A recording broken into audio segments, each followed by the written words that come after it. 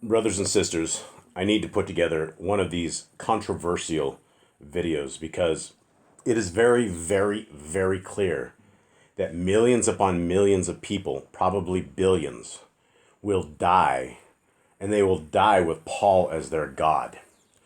Because you have a Christian who believes that they have been freed from the Torah, that the Torah is no more, because of the way that Paul has written.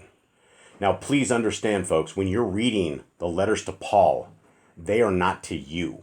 They are not to this world that we are in. They were to a set of people, and a set of people, we're eavesdropping on the letters of Paul. And as I've been proofreading scriptures, as I've been going through this, from the back of the book to the front, thousands upon thousands of verses, thousands and thousands and thousands of words, there is nothing so blasphemous as what Paul says. And it is only blasphemous is if you take the words of Paul and make it your doctrine, and then you take the laws of our Creator and the work that the Son did, and then you decide that you're not going to do this. There's many, many, many, many, many examples of verses of Paul's that have been written foolishly. Very, very foolishly. Let's talk about what he says right here. Right here, and just if you just take out of context, which 99.9% of the Christians do, this is what you will end up with. Verse 6 of Romans 7:6. But now we have been released from the Torah, having died to what we were held by, so that we should serve in newness of Ruach and not in oldness of letter. What is he saying here? He's saying, well, you have now the Messiah, you have the Ruach, but you don't have to deal with the Torah, right? That is what it clearly sounds like. What Paul meant, I don't know. How he writes, it's not good. And you have all of these people everywhere that have taken this Paul's writings and they've absolved themselves from the work of our Creator, from the work of His Son. And this is a man. This is a man who people worship as a god. The first thing anybody ever says when they come on these channels is, well, Paul said. Well, Paul said. Paul said this. Yeah, we know what Paul said, but we also have 100 other books in scriptures that say 100% opposite of what Paul says. There is no such scriptures anywhere, anytime, that says anything like this. And you could go over all of these writings of Paul's, and they are a mix and mash of things that are so confusing to people. That is why Peter says you have to be very, very, very careful. And so I need to put this warning out to those who will listen that Paul is not a deity. Paul did not come down and die for you. Paul is not Elohim.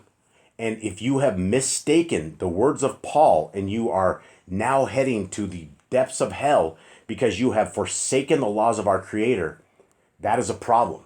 And this is why I will start and probably consistently preach against what Paul says. It's very hard to defend it. When I was going through these, as I'm going through them, I just shake my head. We're reading it line by line, verse by verse. There is nothing in scriptures like Paul's writings. And that is a problem. Guys, we have to be very, very smart.